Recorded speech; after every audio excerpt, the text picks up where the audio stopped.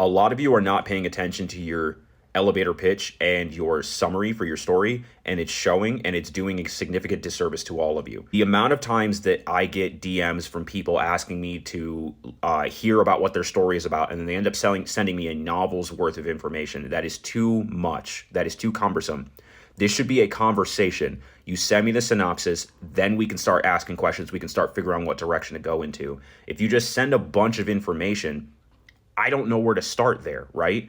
Not to mention, I don't have the time to start there because I have other people that are following the rules that are making this efficient. And I also have my own work that I have to do. And that goes for all of the content creators that are in a position that you're asking.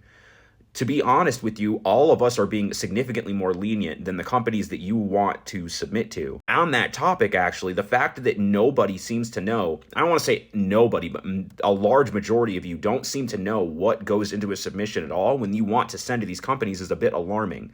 Every one of these companies has a submission section on their website that tells you exactly what you need, how it needs to be set up, and what will be accepted and what will not be accepted. Most of the times, the things that you guys are throwing out, they will not even acknowledge. And they openly say that in the submission section, that they will not acknowledge it, they will just throw it out, or they will delete it, and they're not going to email you back to let you know that they did that. It takes 5 seconds to see this. It takes 5 seconds to find it. I could literally bring up the submission rules for every single company, even the ones that I don't want to submit to because I know they're there. Not having an elevator pitch or someone coming into a live stream, let's say, because this happens to me every single night. Someone comes into a live stream, they want to explain their story, and it's kind of funny because TikTok doesn't let you say that much, but you have to break it up into like 40 different sections while I'm having conversations with 40 other people.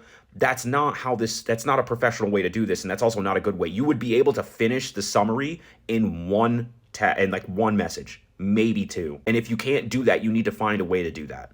You have to start with the fundamentals of this story. These things have been like this forever, and they're not going anywhere. And every single time somebody ignores one of those things, it is an immediate red flag that you are not taking this as seriously as the rest of us are, and you're not taking it as seriously as you should be for what you're saying you want.